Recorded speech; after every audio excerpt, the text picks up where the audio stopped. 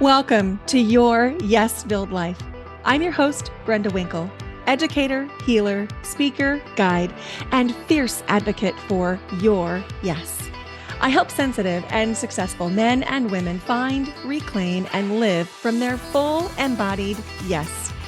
Through empowering you to understand your energetic hygiene, establish healthy boundaries, and heal your nervous system, you'll be able to create your yes-filled life and move through your days with more freedom, more ease, and more joy. You'll hear inspiring stories of people who found their full-bodied yes, thought leaders who pursued their own dreams and are living life on their terms, and learn new ways to find the courage, joy, ease, and freedom to more fully step into your yes-filled life. Say no to the good so you can say yes to the great. Join me on this journey to discover your yes-filled life. Whether you're looking to break free from the golden handcuffs, start a new business, find your dream job, or simply live with more intention and mindfulness, I've got you covered. Let's explore the possibilities together and make your dreams a reality. Ready? Let's do this. Let's get you to your yes-filled life. Hello and welcome to Your Yes-Filled Life. I'm your host, Brenda Winkle. Today is the 100th episode of the podcast. 100 episodes. I can hardly believe it. So when the podcast started in April of 2022, it was called Waves of Joy Podcast. And we changed the name in May of 2023 to Your Yes-Filled Life. So 100 episodes, about 40 guests. I should probably go back and count them. We have more than 8,000 downloads, and the podcast is ranked globally in the top 5% of all podcasts. And that's because of you. Thank you for listening to the podcast. Thank you for your subscribes. Thank you for your ratings and reviews. And if you are a regular listener of the podcast, invitation to make sure that you click subscribe so you don't miss a thing. And also, if you haven't yet left a rating or review, that's the number one way you can support the podcast. And you're also supporting anyone else who might enjoy this podcast because your ratings and reviews make the podcast easier to find. If you're a new listener, welcome. I'm glad you're here. You're in for quite a ride today because I have one of my friends, one of the people that I've worked with personally here in Portland on my house. So I am so excited for you to meet Lynn Stanek. Now, here's what she says. After receiving my master's degree from Portland State and my divorce papers from my husband, I started a one-woman staging company as an outlet to my creativity and diverse skill set. Now, with 15 years of real estate experience and a keen understanding of how spaces influence people, their emotions, and their energy, I'm using expertise from houses for selling and bringing it to homes for living. Lynn was the professional stager who staged my home when I sold it here in the Portland area. And let me tell you, she is so gifted in this work. I can't wait for you to meet her. She is a riot. She will have you laughing a lot. And, there's one little part in this episode that may not be appropriate for your younger listeners. So if you've got littles in the background, probably at about 35 minutes in, you might want to pop in your earbuds. Okay, let's dive in. Let's meet Lynn Stanek. Hi, Lynn. Well, hello. How are you? I'm so good. I'm really excited to see you. Thank you. It's been too long. It has been too long. You know, you just have this effervescent light about you, and it's just so fun to connect. And you crack me up, like Well, literally make me laugh. well, good. I'm glad I can do that. My little way of spreading joy. Oh my gosh, you're so good at it. So, for our listeners, we met when I was selling my townhouse, Correct. and you just swooped in and took the things that we had in place, gave them a little zhuzh, and we sold our house in 3 days. And I That's the way it should know work. it's because of you. Oh, So, thank you. you're welcome. You know, you have such a gift of understanding flow and energy in space, which is why I really wanted you to come on the podcast and share for our listeners some simple things that they can do in their own homes to create a sense of ease, to make people want to stay there longer because they feel at home, and just to have more fun. Well, I have a whole lot to say on that. That I think one of the most important things is that people get locked into a particular way of thinking about how their home should be set up. Mm-hmm. And oftentimes, putting things up against the wall or, making everything very carpentered, everything on 90-degree angles doesn't really, it inhibits flow.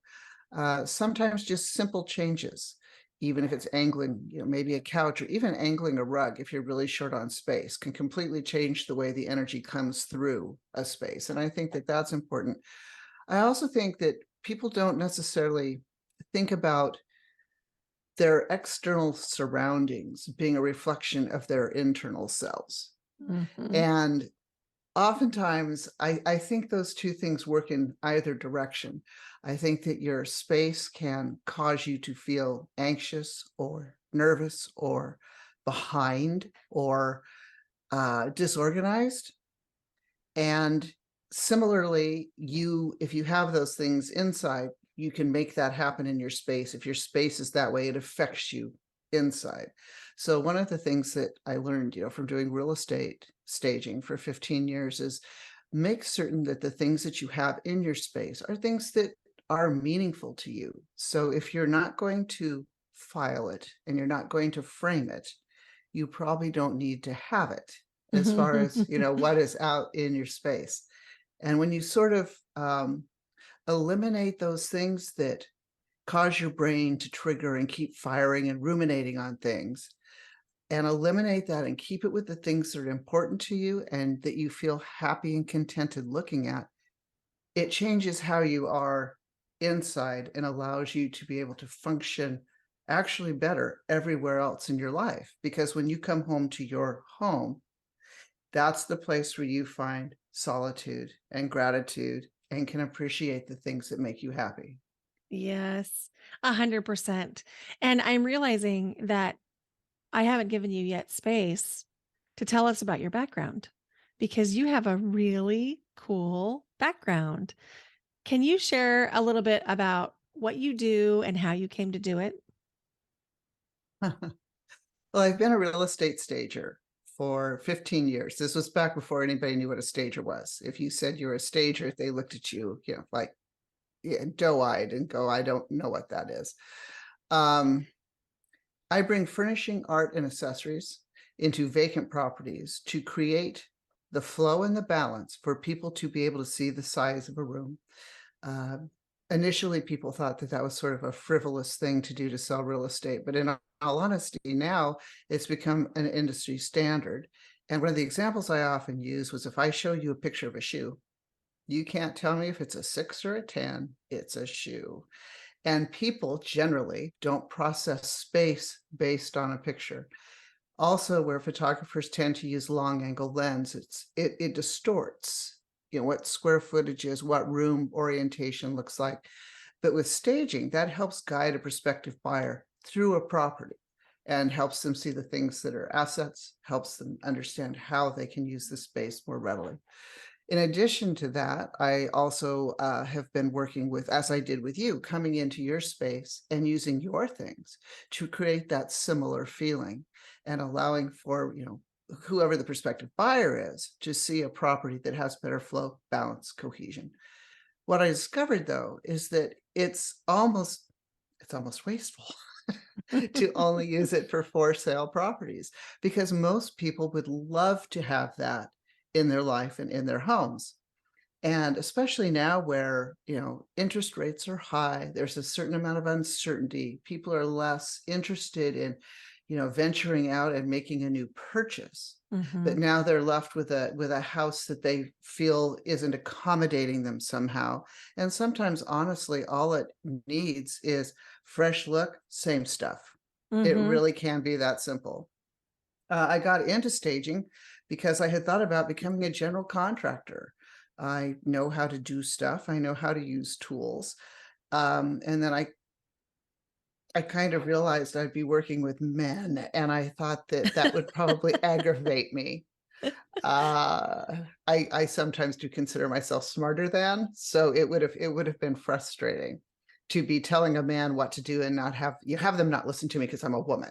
Mhm. Um, Whereas staging was something that I would be able to bring in on my own terms and not be reliant on people to do what I ask them to do, as far as, like I would with contractors. Although I do still have to have some contractors, but the ones I use listen to me, so it all works out.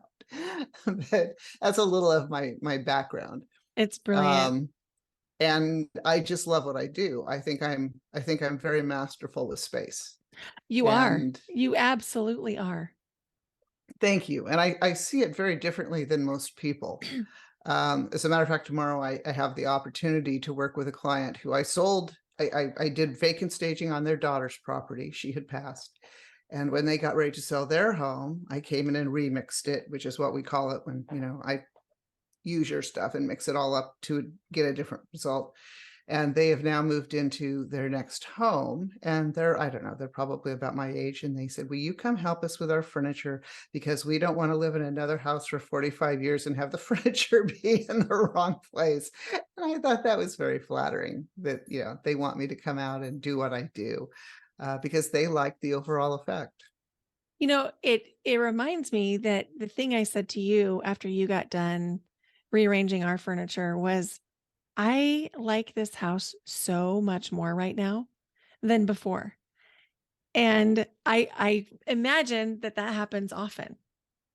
It does happen often, and when it's a for sale property, I have to remind them you're still moving because you already signed a listing contract. So no, we're Mhm. not going to change. You're not going to change in the middle of the road here. But often people will come in and look at it and go, "How did you do that?"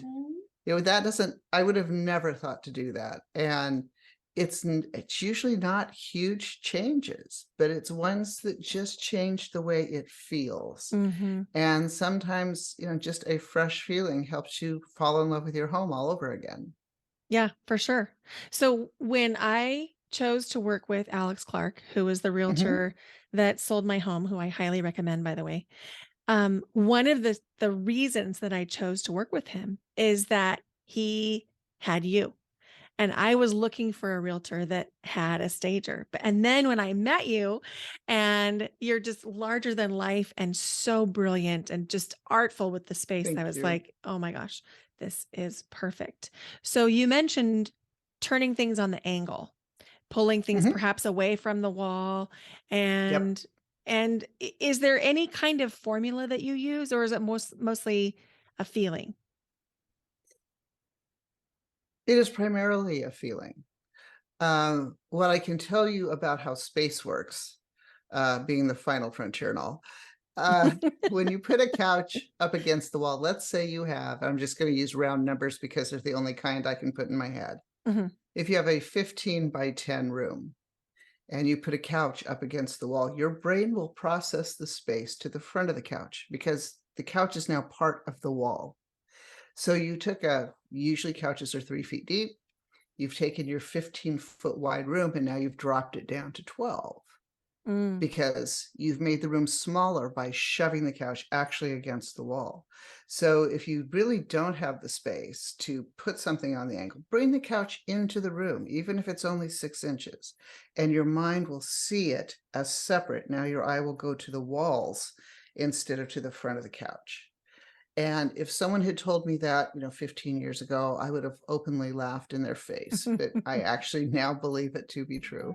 As an energy healer for high performers, I know one thing for sure. You are impacted by your home environment more than any other environment that you spend time in. And you carry that energy with you everywhere you go.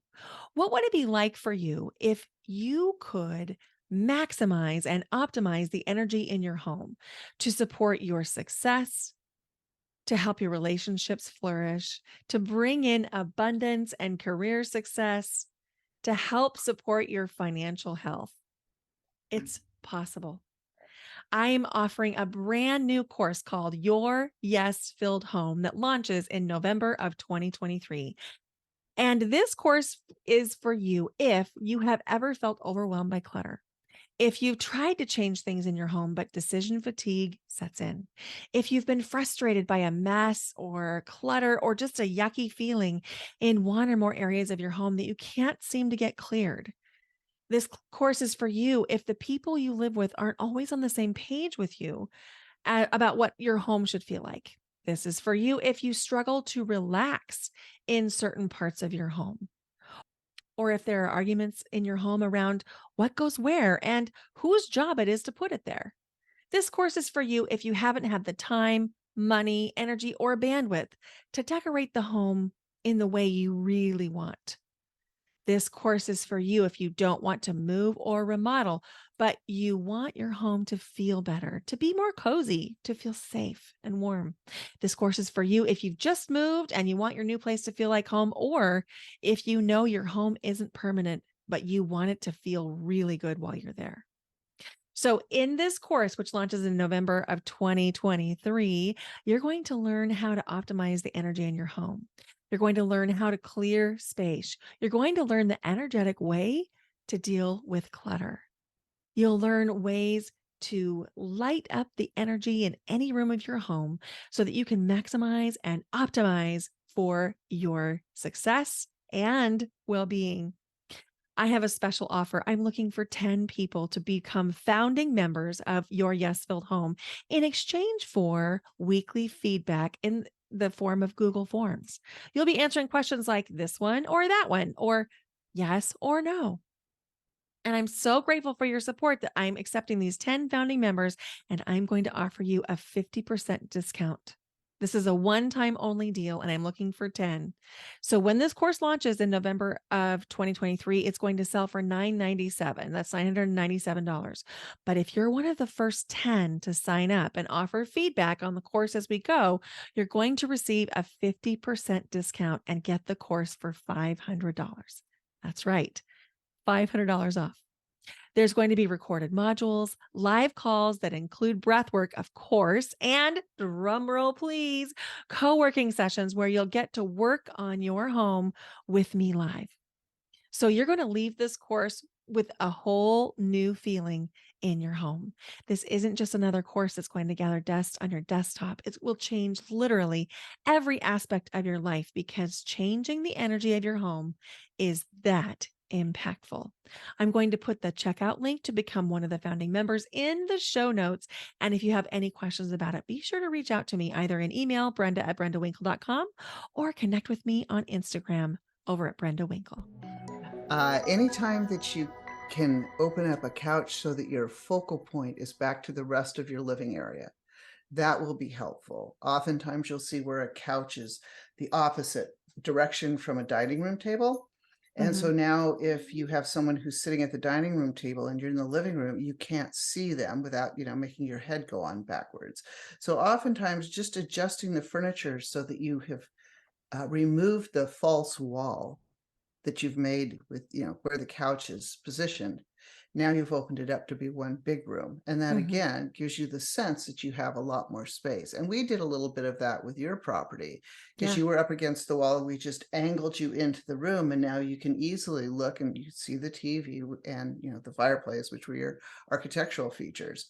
But now you're also able to look back through the space into the dining room and see, if you had company, you're able to have the whole space be part of the space. And I think that's a big mistake that I see often is people create separate rooms by basically making a fake wall with furniture placement. Yes. And I had done that thinking that defining the space would create more intimacy, like in seating groups. And it was the opposite because when you came in and opened up the space, you said something that was to the effect of, if we can get someone to come in and want to sit down, then there's a sense of home. And I Yes. felt that in my own body. Like when I walked into my home after you opened up the space and took down that artificial wall that I'd put up with furniture, all of a sudden my living room was a lot more inviting. And much more intimate, even though it's now a shared space that looks into your dining room. Hmm. Yeah. So for context for the listeners, I was in a townhouse that had a large open space with a kitchen island on one end of the room, a dining room in the middle, and a living room with sliding glass doors on the other side. And We you, call those layouts the bowling alley because it's just one, it's one long room. yes, exactly. Exactly. And it was so beautiful when you came in and just move some things around. It No, was thank you. remarkable. And you taught me a couple other things that were of interest. And one of them had to do with the bathroom towel, how you can direct people to use a specific towel in the bathroom. Can you talk about Yeah, that? I can. I often joke with my clients because I spend an enormous amount of time as a stager folding towels. Towels are it's the bane of my existence. And you learn to do all sorts of fancy folds. You can do the fan and you can do the roll and you can do the trifold. But what I have found to be extremely handy as far as, for photos and for the bathroom looking tidy, because when you hang a towel over a hook, it does not look tidy. It doesn't matter if you just took that thing out of the washer and dryer. It looks like a wet towel. It just does. But if you fold it lengthwise and then fold it half to half, right? So now your two ends are together and then hang that over the towel rod. You've made your towel about, I don't know, a third shorter than it would be normally. But it also takes an inexpensive towel and makes it look very luxurious because it's much thicker on the Hmm. rod. And if you do the same thing with hand towels, if you have nice white pretty hand towels or something that has got borders on it or something you don't want people to use, if you fold it the long ways and then fold it half to half and then put that over the towel rod, people will tend not to use the towel because it looks too delicate and pretty. And I have experimented on my friends. Now they'll probably all know, but that I've experimented with putting out different towels to see what they will use. Hmm. And if I fold my towels that way, they will use, if I leave a separate towel on the counter, nicely folded, but not over the ring, Hmm. they'll use that towel. And I've even experimented with just putting a towel that's, on a towel hook on the back of the door. They will use that one before they will use the ones that I put on the ring if I fold them that way.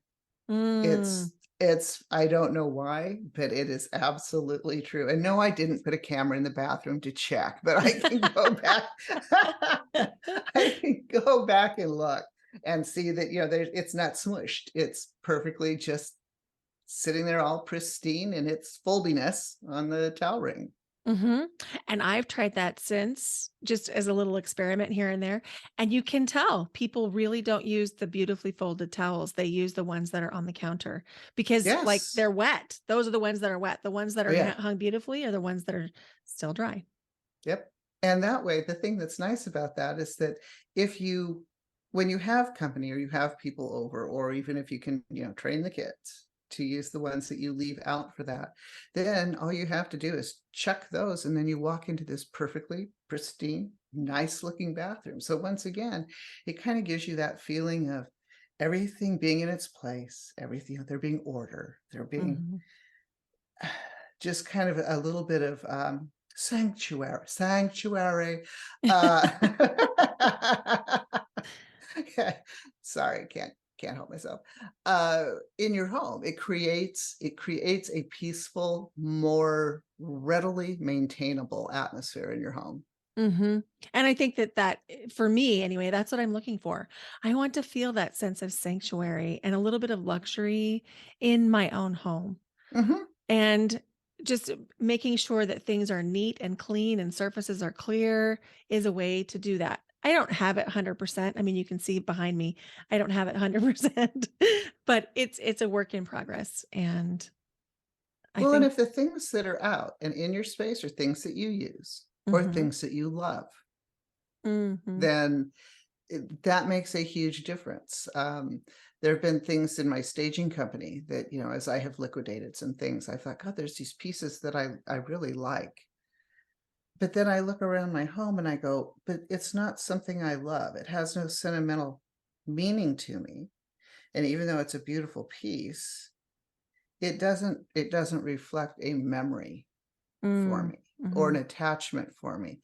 And so in learning to let go of some of the things that are fluff or superfluous, I found that the things that I do keep are extremely meaningful. And that's part of what makes home work, as opposed to, having stuff that you really have no emotional attachment to that just kind of sit there. And So, and that for me, I think, is where clutter builds up. Like, in my mhm, own life, if I have things that I'm either neutral or even don't like around, I just don't feel the same way about keeping it clean, and mhm. then I can find little piles of clutter. Well, and interestingly, this is another reason my people always ask me, does your house, your personal residence, look like your staged properties? And it's like, yeah, pretty much. But the reason being is that I have learned that it's not cleaning house Mhm. is easy. Wiping down a counter is easy. Wiping down a table is easy. It's picking up all the crap that's on the counter or on the table that is exhausting. It's the That's picking it. it up and wiping that off, right? As long as the surfaces are pretty clear, it's a breeze, and you just kind of run through, and you're one and done. And since I'm not lazy by any means, but why would I make more work for myself if I can just minimize the things that are out and pretty much focus on the things that I really enjoy seeing and that Mhm. really have meaning to me. And I also know that when my house starts getting messy, which it does happen if I'm really busy doing a lot of yard work, we all do it. Mhm. My mind is harder to settle. It's hard for me to settle my mind. I come in and I see 1,000 things. I go, and oh, I got to do this. Oh, I got to fix that. Oh, I forgot about, it becomes this relentless list in my head of things that I need to attend to, which is just exhausting for me. But if I come in and everything's pretty much where it's supposed to be, then I find I am able to, to center. Um, and I mean, obviously, I'm wound a little tight. So having having a space where I can come in and center is, vitally important. I love this. So, I teach a signature group coaching container called Yes Academy. And in one of the modules, I was taking pictures of my own current home, and I was trying to ask them if you could see or feel the energy just in a photo. And so I had like some mail on the dining room table and some other pieces of clutter and a bouquet of flowers, and then I cleaned it off, but I left a piece of like a few books in a chair behind it. Took another photo, asked them if they could feel into that, and they could. And then when I Mhm. actually cleaned out the whole space, put everything away and took a third photo, like, energetically, it's cleaner, it's Yeah. clearer because that energy just has a chance to flow. And we all have, I mean, we're all energy, we're living in an energetic world, and Mhm. the clutter literally stops the energy from flowing. Exactly. Mhm. It absolutely does. I have it's been a recent tip that I've used on myself to see if it works. And for me, at least, it does pretty effectively. Um, if there is something that I know I don't need to hang on to it, but I'm having trouble letting go of it, I put it in my own way. Ooh. So I had a couple of Christmas ornaments that my son, when he was young, every year he got a Christmas ornament, and because I'm a freak, I would take a Sharpie and I would write what year it was that I gave it to him, right? So that years later, as you look at these ornaments, because he's 24 now, so I can look at this ornament and go, oh, 2004, you were, blah blah blah. This was so, whatever, and reminisce and Mhm. sentimentalize over it.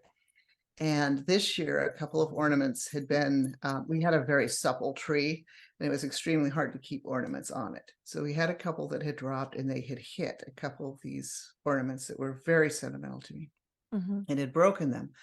I mean, they were obviously beyond repair, but you could still see what they were. You know, it Right. wasn't like there was just, ashes on the ground. There was still, you could still tell that it was a school bus or whatever it Mm-hmm. was. And of course, I couldn't find the exact same ones, but I could find something similar on, Amazon. Thank you, Bezos. And I had ordered them as replacements. And of course, I put the year of the originals on there. But now I'm faced with these broken ornaments that were so sentimental to me and that were so much of my son's childhood, but they're broken ornaments. Mm-hmm. Now, Mm-hmm. getting rid of them was killing me. I'd have it in my hand and my hand would be moving towards the garbage. And then I couldn't do it. So I set it on the kitchen counter right in my way. And that lasts for a week or two. And you make the deal with yourself. It will either stay there forever or you will throw it away. Uh-huh. And at some point, you get to where you can be at peace letting it go because that thing is always in your way. And I've had to implement that with a couple of things. It's like, this is dumb. I don't know why I'm keeping this, but I'm just not ready to let go of it. And you never let go of it if you just shove it somewhere and don't Repack encounter it it. all the time. Right. Yeah, exactly. Yeah. And at some point, you'll run across it again and you'll go, oh, I'll deal with it. And then you don't because you didn't before. So you're not going to now. But you put that bad boy right in your way, you will figure out a way to let it go. I It's love this. I'm going to do this because I have some things that I look at and they're not things I would have chosen for myself. They were either gifted to me or handed down to me, and they don't necessarily represent my style. But I'm like, but so and so gave it to me, but I don't love it. And so then I just like move it from state to Mhm. state to state, literally. And I'm going to try this method. The Um, other thing that you can do, baby steps in letting go, I guess, mhm. take a photo of it. Take your phone, take a picture of it. And Mm, that way you always have it. You can always look at it and go, oh God, I do remember that. That was so nice when Sally gave me that. I really appreciated that. And you will think about her. But now yeah, you're not dealing with the object. I And love that. so I found that, to be helpful. And sometimes one of the other things I tell myself is someone else will love this more than I do. Mm-hmm. If Mm-hmm. I give this away, you know, the universe will find somebody that will love it more than I do. And that makes it also much easier to let go of, especially things like your kids' old toys. Right. Or I had a little kid's rocking chair from when I was a child, and the vinyl on it was all cracked, but it was all wonderfully made because it's a zillion years old, and it was walnut and it was gorgeous. So I bought fabric and I completely reupholstered it, and then I took pictures of it, and then I let it go because some other little kid will love it. Mm-hmm. And I can't fit my butt in it anymore. So Oh, I it was love that. useless to me. So um, just things I have found helpful by getting to be really old. Lynn, when you were talking about the Christmas ornaments and you were a freak and you wrote on them with the Sharpie, Hmm. I do that too. Oh my God.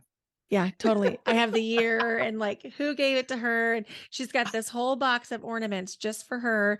And one day she's going to take them. But for now, they're still with me. Well, see, and mine are still with me too. But every year, my son, even though he lives downtown now and he's quite successful, becoming successful in his own right and own mind. And every year he comes home. We still go out on the annual truck to get the tree together, and we Mm. still name the tree. Our tree's always, this last one was Richard, by the way. Oh. Uh, and then now my son decorates it. It Oh. used to be I would decorate it, and he was a little kid, so he'd help a little, but he'd be off doing kid things, Mhm. and I would decorate the tree. But now he decorates it, and I sit there and usually have a toddy and watch and reminisce. But it's his ornaments, and it's his It's his decorating. So it's very fun. That is really cool. And I don't know if you feel comfortable talking about it, but you have another really special tree in your life.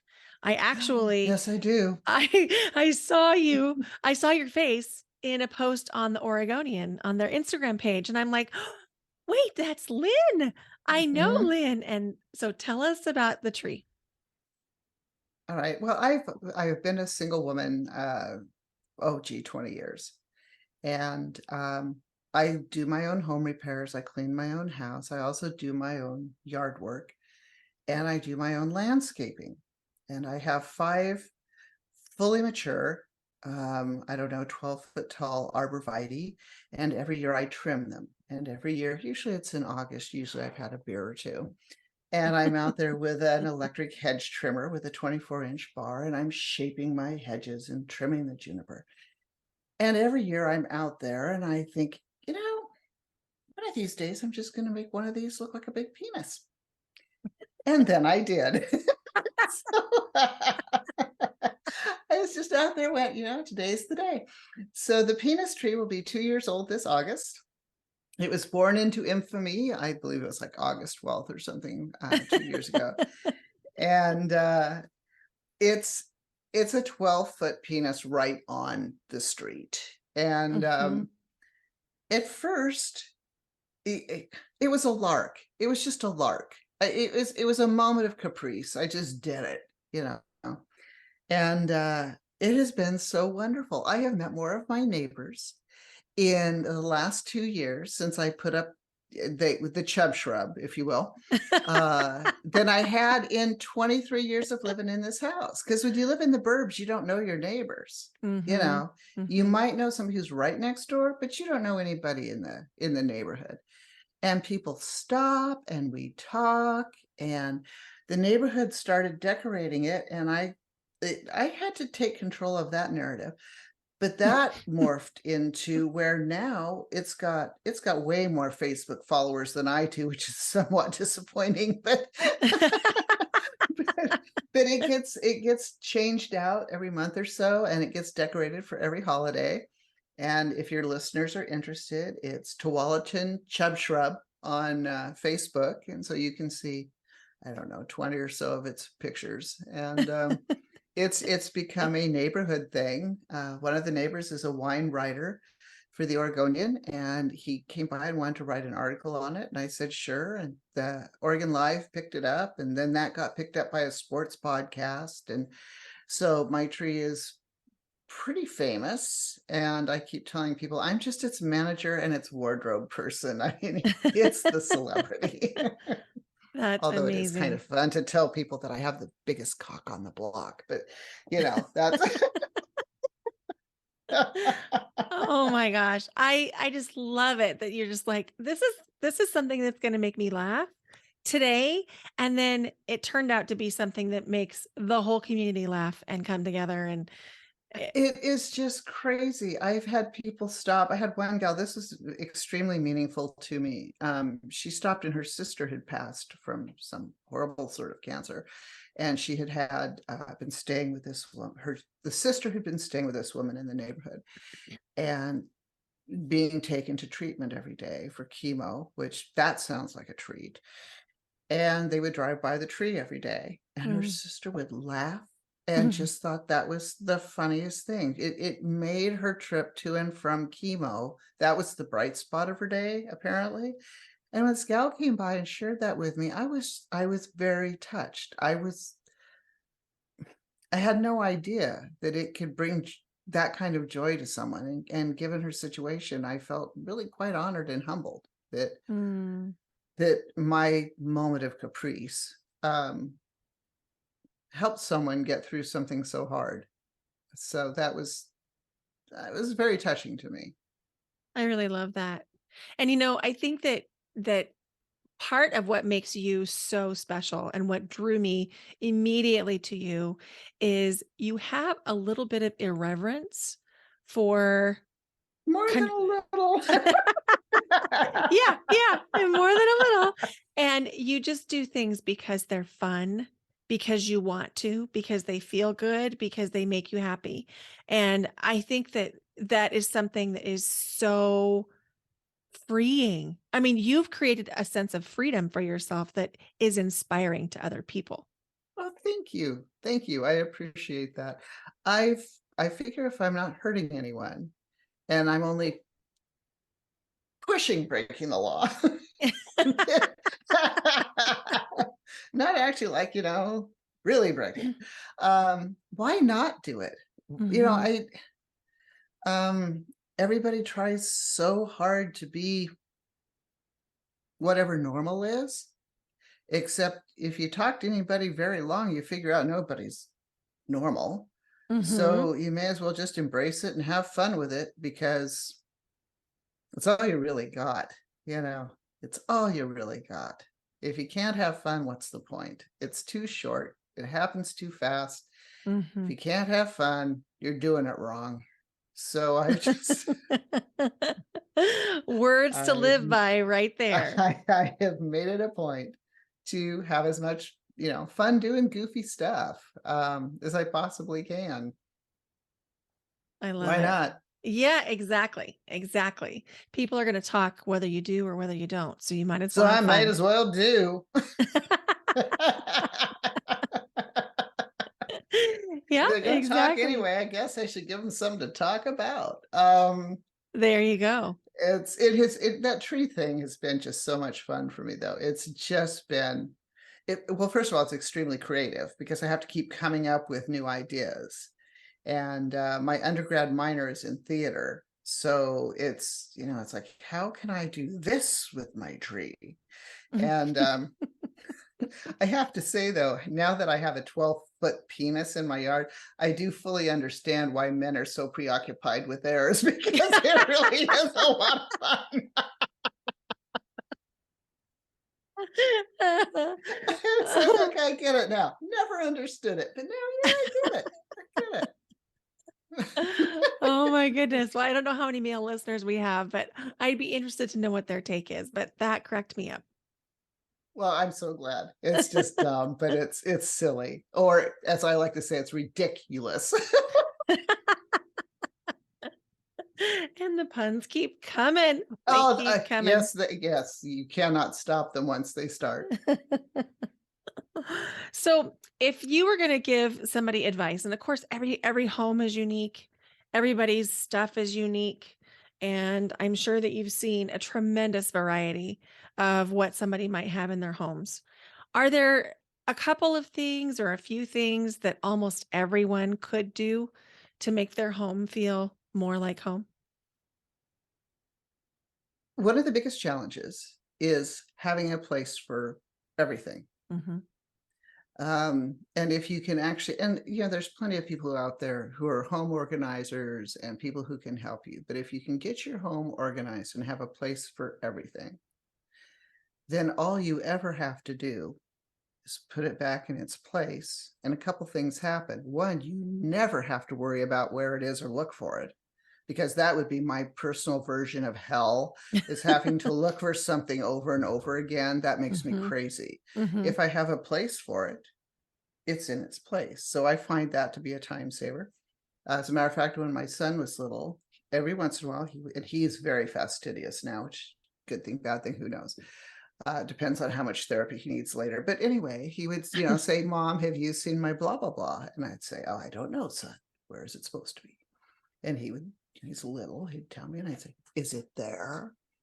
And he'd go, no. And I go, then how would I know where it is? Because it's not in its place. Mm. Okay, so I don't get the Mother of the Year award, but Oh, wait, wait, wait, he wait, wait. I work with a lot of people who are very frustrated by the upkeep of looking for their kids' stuff. I think there's actually a huge lesson there of mm, teaching responsibility about putting stuff away. if it's where it's supposed to be, you never have to look for it. It's just so simple, you know. Mhm.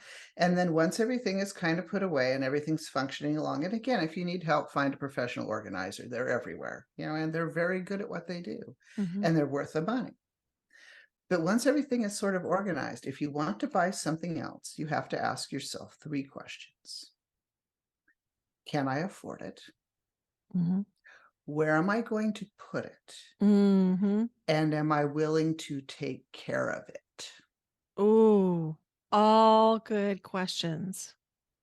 So if you don't have a place to put it, are you willing to get rid of something else so it goes in that place? Now, if you got a yes to all 3, you go ahead and buy that. If you stall out on any one of those 3, then you need to reconsider. And if it's something that you really, really want, then think about, am I willing to get rid of something else so that I can have this? And if you kind of do that, it keeps you pared down a little bit. And I don't remember this, for all I know, it was Confucius or Mark Twain, because they seem to be the greatest thinkers of all time. But anyway, if you have a few things, you own your things. If you have a lot of things, your things own you. Mm-hmm. Mm-hmm. And when you have so much stuff that you can't keep it organized, you feel the weight of that. Oh my gosh, this hits for me. It hits because um when I was living in the house that I was living in when you Mhm, came into stage, I had a whole garage full of stuff that didn't fit into the house. And it mhm, had fit into my other home that I sold in Boise. And it just felt heavy. mhm, And not only did it feel heavy then, but it's also heavy to move it again. mhm. And I would say a bunch of that is still in boxes today. I'm working on it. I'm working on just, the donation place is very, very happy. I'm their favorite because I just keep getting rid of more and more and more things. But there's a mental load that comes with Oh, yeah, carrying stuff and having to manage it and clean it and then move it around if you need something different. Um, it takes energy. it does. It takes an enormous amount of energy. Hmm. And yeah, I'm one of those people that goes through probably every drawer in my house once a year, you know, because stuff somehow just ends up in there because, it does. Hmm. So you'll open up the drawer and you'll go, I don't think I need that. And just the act of getting rid of stuff. And if you have 4 or something, 4 things, you got 4 tongs that are the same size in the kitchen drawer. You only got 2 hands. Yeah, it's just sometimes you just have to kind of look at our own excesses Hmm. and say, I don't need that. I don't I don't need to worry about that or have that or deal with that or move that. Just we can, Hmm. and I have plenty of stuff. I mean, seriously, I am no way understuffed, but I try and keep the things that it makes sense for me to have, not duplicate too many things. Well, except for black t-shirts. There I've got a problem, but I'm sure there's a 12-step program somewhere. But it just make sure that what you have is stuff that you want, you need, and that you're willing to take care of and use. Hmm. And your life gets simpler. There's so much truth to that. And the simplicity, it really makes a difference in how you feel. Oh yeah. If you're connected, they say, like, for example, I'm an energy healer. And so Hmm. if I set a grid with crystals in my home, that grid follows me, that energetic imprint Hmm. follows me, whether or not I'm in my home. And the same thing is true of the clutter and our stuff. If our homes are not a place of sanctuary and not a place of peace Yeah. or rest, that energy follows us into other areas of our life, whether or not we Yeah. think it That does. that anxiety never leaves you. And it is an anxiety. It's Hmm. a discord Yes. that stays with you.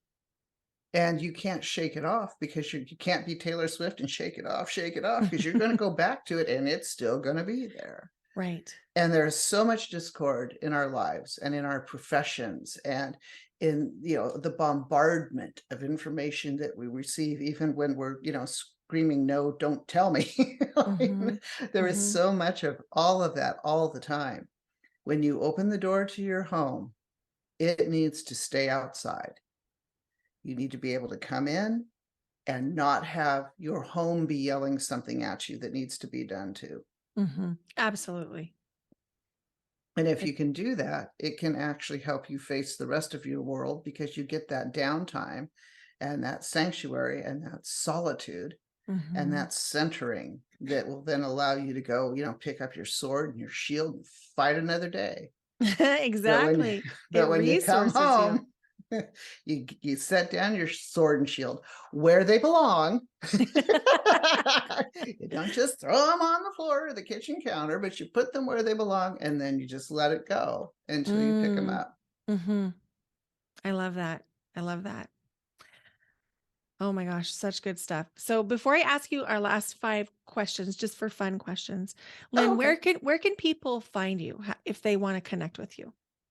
I do have a Facebook for Ambient Staging Designs. It's AMBIENCE Staging Designs.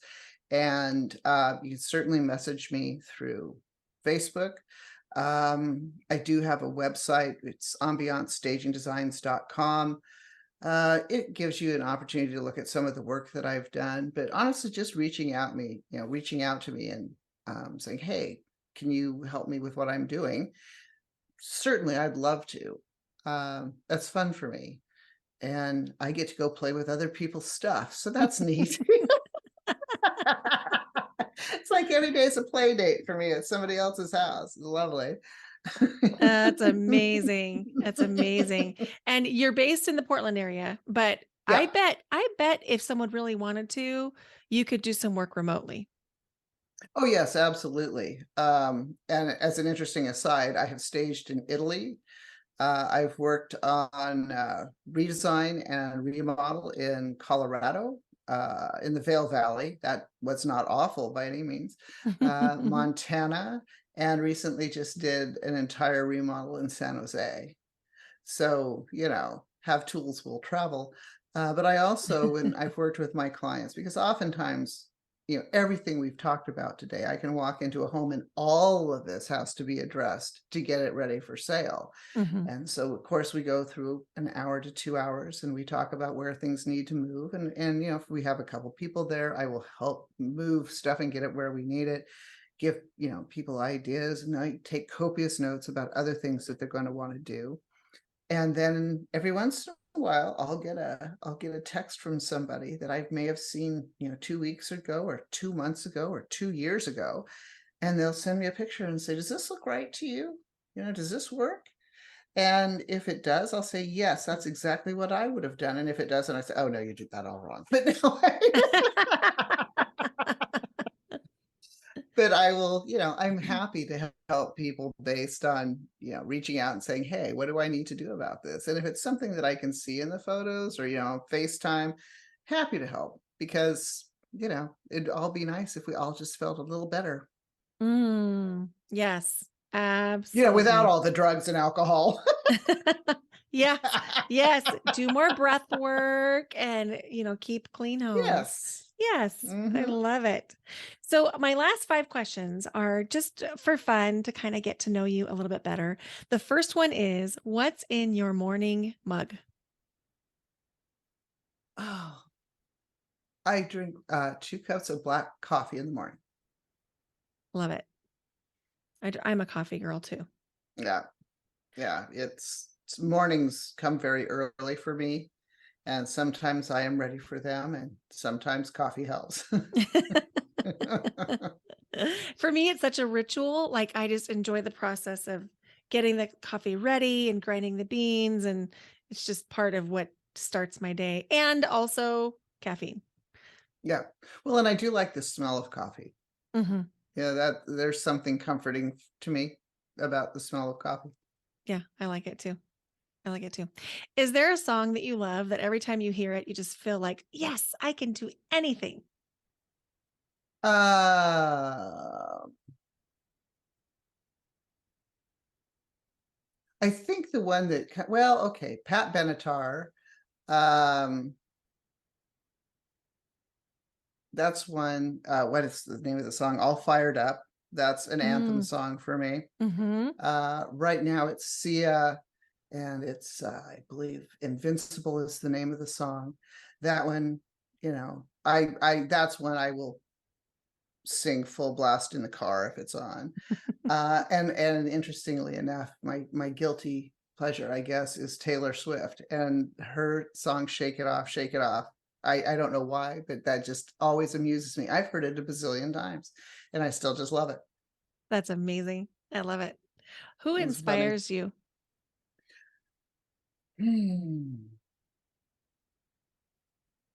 Honestly, my son inspires me.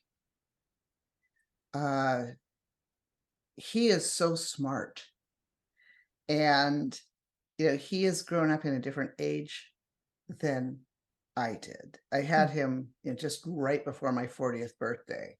Yeah, so that was a fun 40th birthday. What'd you do for your 40th birthday? Breastfed. I mean, it's just it was, if I were to do it over, I might have just timed that slightly differently. But he sees the world so much more clearly than my generation did. And of course, it's in part because he has more access to information. And because of that, there's simply more transparency and more ability to find things out. Not all of it good, by the way, but his ability to look at the world and, parse out things that are happening and how they fit together and have this clear view of things that I didn't have. And the way his world works is so much vastly different than the way mine did. And I tell him all the time, I am amazed by you. Plus his vocabulary is outstanding and he's smart and he's got a very dry sense of humor and he's just funny as can be. I don't know where he gets it. Yeah, where does he And get that? I don't know, but he's just a delight for me. I just find him to be remarkable. It's like, dang, and I did that, Um, and again, of course, we don't know where the therapy bill will shake out in the future, but yeah, he's pursuing the things he loves and the things he's interested in, and he's got a few good friends, which is all you can ask for. And he loves his animals, and he's nice to his mama, and he still takes care of his grandmothers. And so, I done good there, and I look up to him and go, you got it going on. That's so great. I love it. Speaking of your son, is Yeah, I there a love him. podcast that you're listening to and loving? Um, because of my age and generational ineptitude, the internet's like not where I steep myself. But my son actually does have a podcast called Greater Portland, and he is a huge.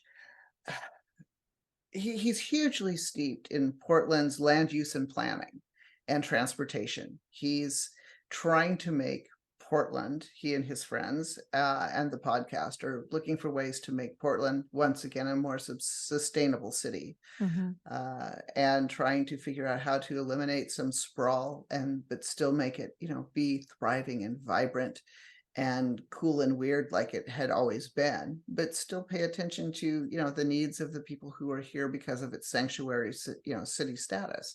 And there has to be a way that all of us can work together and live together and have it be okay. And he's out there valiantly seeking those answers. I love it. I started listening this morning after you texted me, and I was like, wow, this is really smart. It And was these just guys such a are 24. They're so engaging. children. Their brains aren't even fully developed yet, and they're putting this stuff out there. It's crazy. It's remarkable. Yeah. Yeah. My last question is, if you ever find yourself in a funk, maybe feeling sad or frustrated or mad, what do you do to flip the switch and access joy? Sometimes joy with me is a little reclusive. Um, and it's just because it is a hard time in our society right now. But I actually find a great I go to the gym daily. I spend way too much time there, or just enough depending on one's perspective. But I find that I cannot be unhappy if I challenge myself physically and I just put on my headphones and, tell Siri to play, I don't know, John Cougar or Michael Jackson or, whatever. Mhm. And I find that to be a way to make myself feel better. And I also have a very special red healer Basenji mix. And she was a rescue, and someone had beat her, puppy milled her, broken her ribs. Mm. She was not really even a dog when I got her. Um, and now she is thriving and she loves her mama. Yes, she So does. yeah, anytime I am sad, she makes it impossible to stay that way very long because she will come and stick her big old wet nose on me until I, Mhm. get over myself. But I love my animals, and yeah, it's just fun. That's beautiful. Lynn, thank you so much for being on the podcast today. No, thank you. This was so fun. I had a wonderful time. I did too. I'll have to have you back. When Okay, I get into my new place, I'm going to have you back. We'll do before and after and even take pictures. that would be delightful because I love that stuff. Yeah. All right. Thanks. Thanks so much. Have a great day. You too. Isn't Lynn awesome? Here are the takeaways. Number one, creating a sense of ease and flow in homes makes you feel more at home. Number two, furniture placement and personal items are important to consider in creating a welcoming home environment. Think about pulling large furniture away from the walls. Number three, try angling furniture or rugs to transform the energy in the space. Number four, external surroundings reflect one's internal self. Number five, keep only meaningful items in your space to eliminate clutter. And if you can't part with one of your beloved items, Lynn suggests putting it where you'll run into it every single day. Number five, try folding your towels lengthwise in half before hanging them so they look really pretty and hang about half as low. Then place a towel you want people to use on your bathroom counter, and it will direct people to the towel you prefer them to use. And number seven, let go of sentimental items by putting them somewhere you can see them and using them by taking a photo or by putting them in your way. To connect with Lynn, you can email her Lynn at ambientstagingdesigns.com. Find her on Facebook at facebook.com/ambience staging designs or on her website, ambientstagingdesigns.com. Now, remember that I'm looking for 10 founding members for your Yes Filled Home for a 50% discount. We're going to be talking about the ways that you can use smudging and saging to clear energy. We'll talk about ways that you can light up the financial and health centers in your home, ways that you can soothe and nourish relationships, and so much more. Check out the show notes for the link. Thank you so much for listening to Your Yes Filled Life. Bye for now. Until next time.